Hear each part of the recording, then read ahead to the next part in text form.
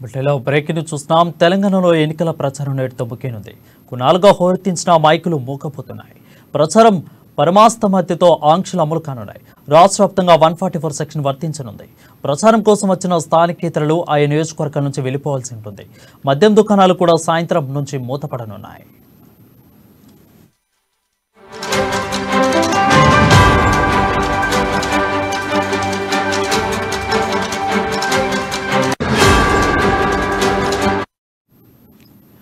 బహిరంగ సభలు, రోడ్ షోలు, కార్నర్ మీటింగ్లు, ఆత్మీయ సమ్మేళనాలు, సమావేశాలు, ర్యాలీలు, పాదయాత్రలతో అసెంబ్లీ ఎన్నికల ప్రచారం హోరెత్తించింది.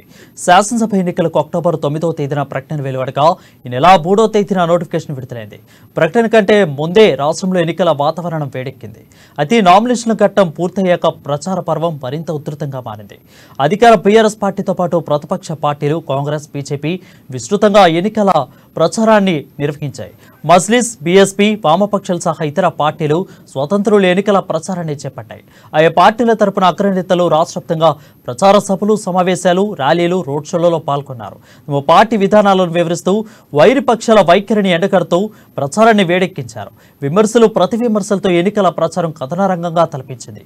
ఆయా పార్టీల తరపున ప్రకటించిన ఎన్నికల మేనిఫెస్టోను ప్రజలకు తీసుకెళ్లే ప్రయత్నం చేశారు. గత కొన్నాళ్లుగా హోరెత్తించిన ఎన్నికల ప్రచారం నేటితో ముగియనుంది.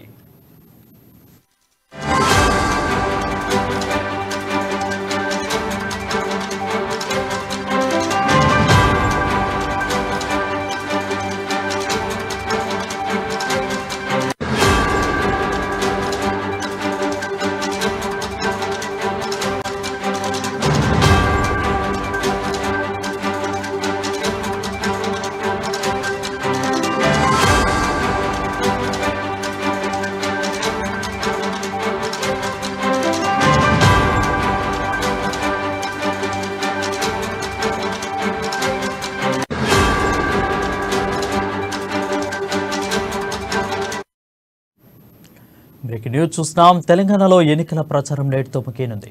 కొన్నాళ్లుగా హోరెత్తించిన మైకులు మూకపోతున్నాయి. ప్రచారం పరమాస్తమెత్తుతో ఆంక్షలు కానున్నాయి.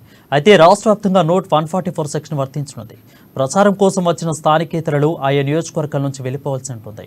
మద్యం దుకాణాలు కూడా సాయంత్రం నుంచి మూతపడనున్నాయి.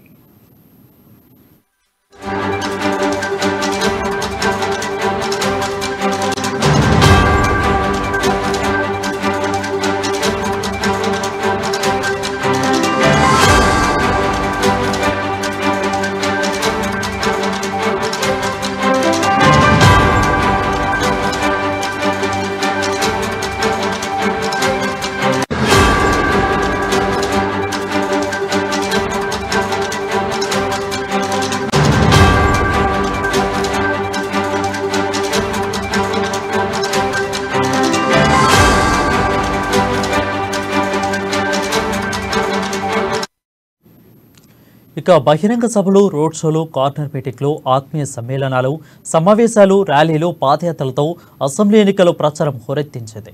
శాసనసభ ఎన్నికలకు అక్టోబర్ 9వ తేదీన ప్రకటన వెలువడగా ఈ నెల 3వ తేదీన నోటిఫికేషన్ విడుదలైంది. ప్రకటన కంటే ముందే రాష్ట్రంలో ఎన్నికల వాతావరణం వేడెక్కింది.